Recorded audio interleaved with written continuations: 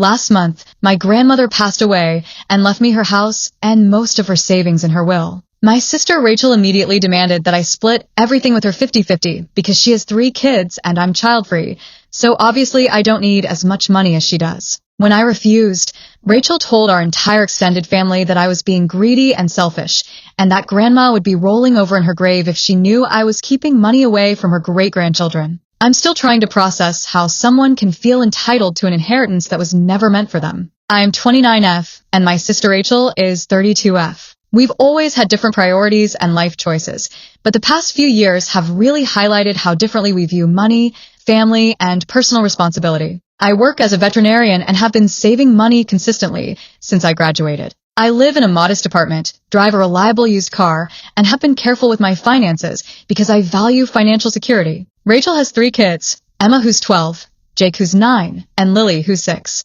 She works part-time as a receptionist and has been struggling financially since her divorce 3 years ago. Her ex-husband pays child support, but it's not a huge amount, and Rachel has always had trouble managing money even when she was married. Our grandmother Dorothy was 89 when she died peacefully in her sleep last month. She lived independently in the same house for over 50 years and was mentally sharp until the end. Grandma Dorothy and I had always been close.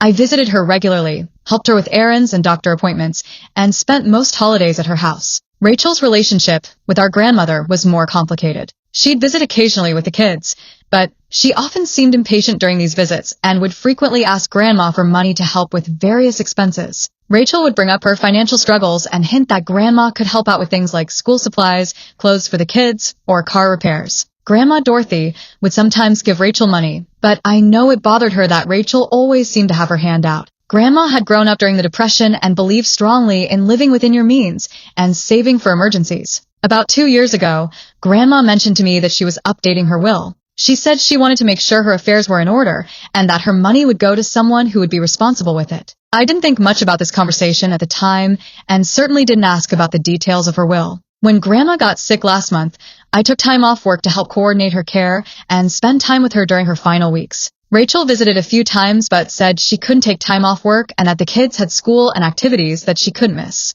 After Grandma's funeral, her lawyer contacted me to schedule a reading of the will. Rachel and I both attended, along with our parents and a few other relatives. The will was pretty straightforward. Grandma left her house to me, along with about $180,000 in savings and investments. Rachel received $25,000, and there were smaller amounts for our parents and a few other family members. Grandma also left specific items like jewelry and furniture to various relatives. I was shocked by the inheritance. I knew Grandma had been financially comfortable, but I had no idea she'd saved so much money or that she planned to leave most of it to me. The house alone is worth probably $300,000, so the total inheritance was substantial. Rachel seemed stunned when the lawyer read the will. She kept asking if there had been a mistake or if there was another document that divided things differently. When the lawyer confirmed that the will was accurate and legally binding, Rachel looked like she was going to be sick. After the will reading, Rachel asked if we could talk privately. We went to a coffee shop near the lawyer's office, and Rachel immediately started crying. She said she couldn't understand why Grandma would leave me so much money when I already had a good job and no kids to support.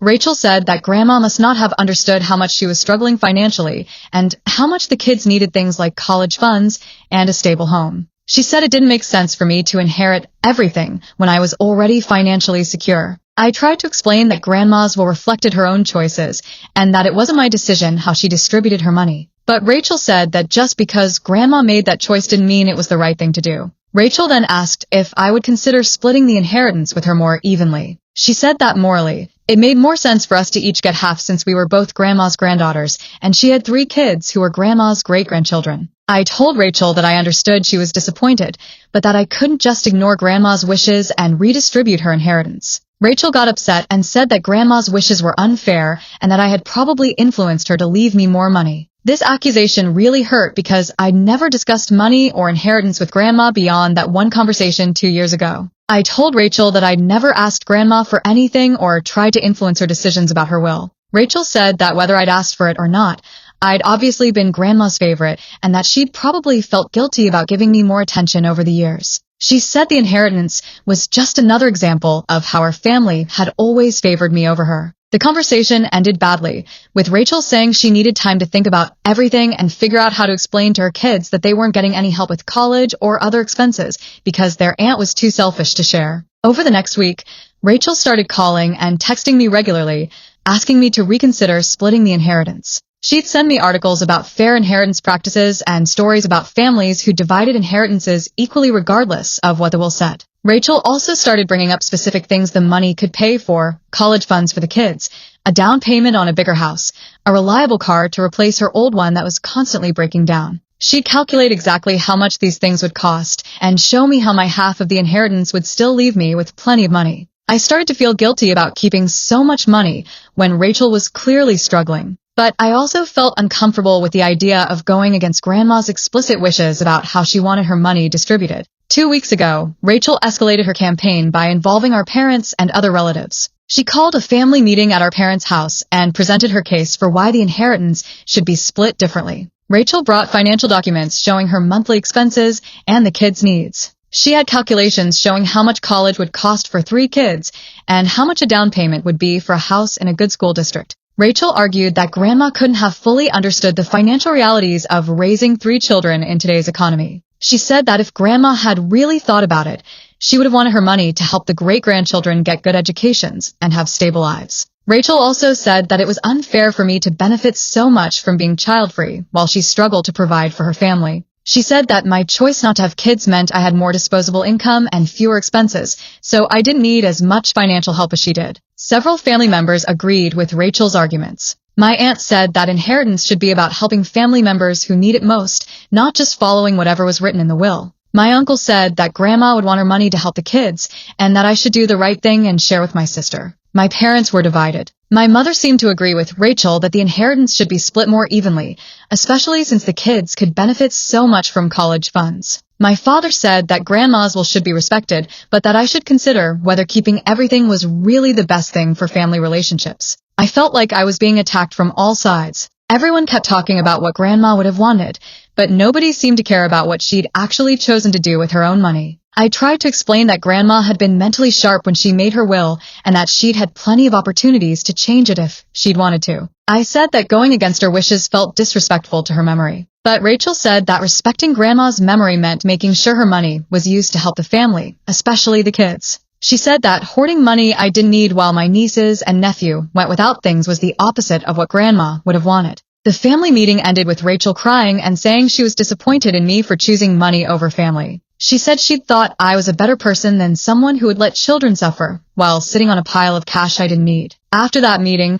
I started getting pressure from multiple family members. My cousin called to say that Rachel's kids were asking why they couldn't have new clothes or go on the school trip that other kids were going on. My aunt sent me articles about the importance of family loyalty and helping relatives in need. Rachel also started posting on social media about the struggles of being a single mother and how expensive it was to raise children. She didn't mention the inheritance directly, but she'd make comments about how some people had all the luck while others couldn't catch a break. Last week, Rachel showed up at my apartment with all 3 kids. She said they wanted to talk to me about Grandma and ask me some questions about the inheritance. Emma, who's 12, asked me why Grandma didn't leave them any money for college. Jake asked if I was going to help pay for their school supplies and activities. Lily, who's only 6, asked if I didn't love them anymore because I wasn't sharing with their mommy. I felt terrible having these conversations with the kids, especially since it was clear that Rachel had coached them on what to say. I tried to explain that Grandma had made her own decisions about her money and that it wasn't up to me to change what she'd chosen. But the kids kept asking questions that were obviously coming from Rachel.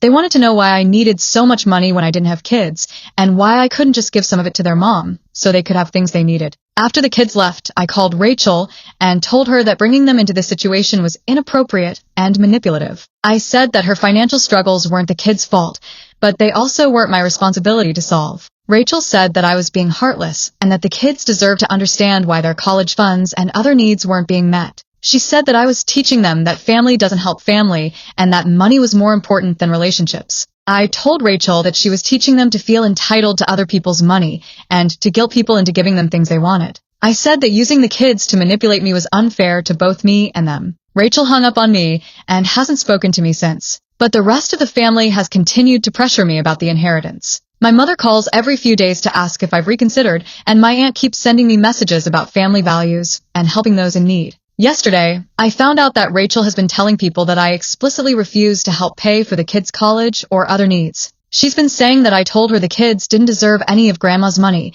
and that I didn't care if they couldn't afford things other kids had. This is completely untrue. I never said anything about the kids not deserving help, and I never said I wouldn't help them at all. I just said I wasn't going to split the inheritance the way Rachel wanted. But now several family members are angry with me based on Rachel's version of events. My cousin called me yesterday to say she was disgusted by my attitude toward the kids and that she couldn't believe I'd be so cruel to my own nieces and nephew. I'm starting to feel like I'm going crazy. I keep second-guessing myself and wondering if I really am being selfish and unreasonable. Maybe Rachel is right that I should share more of the inheritance with her family. But I also feel like giving in to this pressure would be wrong. Grandma made her choices for her own reasons, and I don't think it's my place to override her decisions just because some family members don't like them. I also can't shake the feeling that if I give Rachel half the inheritance now, it won't be enough. She'll find other ways to ask for money in the future, and I'll be expected to help with every financial crisis or expense that comes up. Update: 3 weeks later. Things have gotten much worse with my family since I posted originally. Rachel has essentially turned this into a full-scale campaign to pressure me into giving her money. She organized another family meeting without inviting me, where apparently everyone discussed what a terrible person I am and how to convince me to do the right thing. My cousin told me about this meeting because she thought I should know what was being said about me. According to my cousin, Rachel presented a detailed budget showing exactly how she'd use half of the inheritance. She had specific plans for college funds, a house down payment, a reliable car, and even a family vacation that she said the kids needed because they'd been through so much stress with the divorce. Rachel also apparently told everyone that I'd said I was never going to help the kids with anything and that I thought they should learn to live without money. This is completely false, but several family members now believe this is my actual position. My uncle called me last week and said that the family was considering cutting me off completely if I didn't change my mind about the inheritance. He said that keeping money away from children who needed it was unforgivable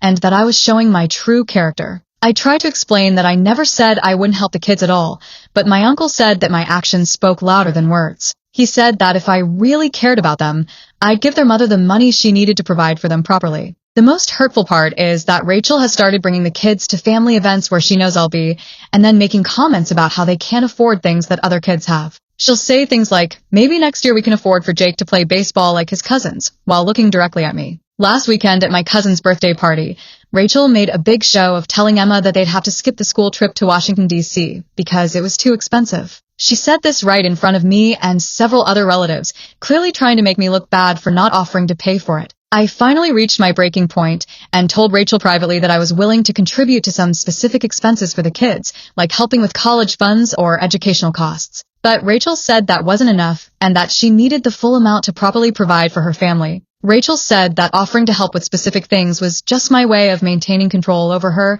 and the kids. She said she needed the financial security of having the money available for whatever came up, not having to ask me for permission every time the kids needed something. Update: 2 months later. I made the decision to move forward with inheriting everything exactly as Grandma specified in her will. I've been working with lawyers to transfer the house title and access the savings accounts, and I should have everything finalized within the next few weeks. Rachel found out that I was proceeding with the inheritance and showed up at my workplace last week to confront me. She was crying and screaming in the parking lot about how I was ruining her children's lives and that I destroyed our family over money. My co-workers witnessed this scene, and I had to explain to my boss why my sister was having a breakdown outside our office. It was humiliating and unprofessional, and I'm worried about how this might affect my reputation at work. Rachel also apparently went to Grandma's old neighbors and told them that I was stealing money that was supposed to help her kids. Several of these neighbors have known our family for decades, and now some of them think I'm some kind of greedy person who's taking advantage of my grandmother's death. The family pressure has continued, but I've started setting firmer boundaries. I told my parents that I won't discuss the inheritance anymore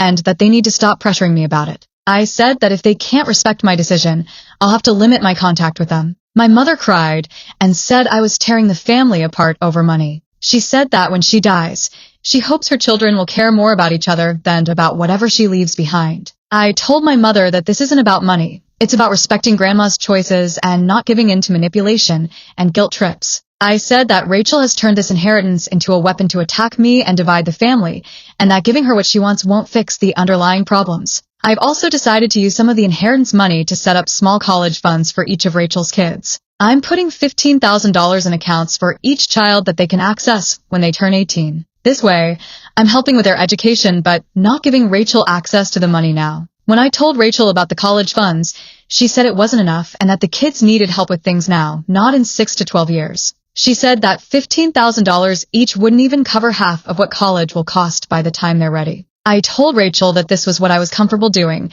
and that she'd have to find other ways to handle her current expenses. She said I was being cheap and controlling and that Grandma would be ashamed of how I was treating her great-grandchildren. Update: 7 months later. I've been living in Grandma's house for about 4 months now, and it's been a really positive change. The house is beautiful and much bigger than my apartment, and being surrounded by Grandma's things has actually been comforting rather than sad. I've been renovating some parts of the house and have found several items that Grandma left specifically for Rachel and the kids. There were photo albums, some of Grandma's jewelry, and handwritten notes explaining why she wanted certain people to have certain things. I gave all of these items to Rachel, hoping it might help repair our relationship somewhat. But Rachel seemed angry rather than grateful. She said that getting a few trinkets didn't make up for losing out on the money, and that Grandma's sentimental gifts didn't pay for groceries or school supplies. Rachel also made comments about how I was playing house in Grandma's home while her kids were struggling. She said it was ironic that I was living in a big house meant for a family while she was cramped in a small apartment with 3 children. I've had minimal contact with most of my extended family over the past few months. Some relatives have reached out to apologize for pressuring me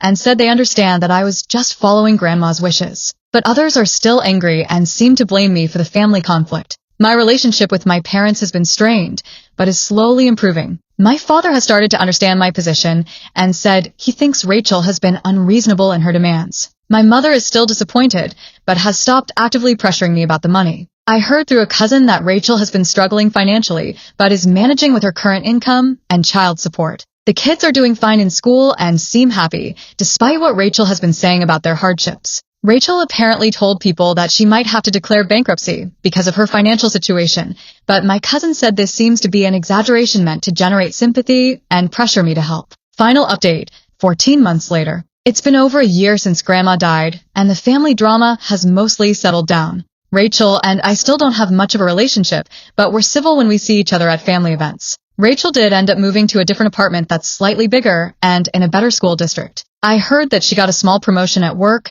and has been managing her finances better. The kids seem to be doing well and haven't mentioned needing money for college or other expenses when I've seen them. I used some of the inheritance money to travel, which is something Grandma always encouraged me to do. I also made some investments and donated money to a few charities that were important to Grandma. The house has been wonderful to live in, and I've enjoyed learning about Grandma's life through the things she left behind. I found letters and documents that showed how carefully she'd planned her finances and how much thought she'd put into her will. I also discovered that Grandma had actually helped Rachel financially much more than I'd realized. There were records showing that she'd given Rachel money multiple times over the years for various emergencies and expenses. This made me feel better about Grandma's decision to leave Rachel a smaller amount, since she'd already received significant help during Grandma's lifetime. My parents and I have rebuilt our relationship, and they've admitted that they think Rachel handled the inheritance situation poorly. My mother said she wishes the whole thing had been handled differently and that she regrets pressuring me to give up money that was rightfully mine. Some of my extended family relationships are still damaged, but I've realized that anyone who would cut me off over an inheritance dispute probably wasn't that invested in having a relationship with me anyway. I occasionally wonder if I should have handled things differently, but I don't regret standing firm about respecting Grandma's wishes. I think giving in to Rachel's demands would have set a precedent that she could manipulate me whenever she needed money, and it would have been disrespectful to Grandma's carefully considered decisions. The college funds I set up for the kids are growing, and I've added small amounts to them on their birthdays and holidays. When they're older, they'll have a good start on their education expenses, which I think is a reasonable way to help them without undermining their mother's responsibility to provide for them. Rachel has never thanked me for setting up the college funds, but I didn't do it for her acknowledgement. I did it because I wanted to help the kids in a way that felt appropriate and sustainable for me.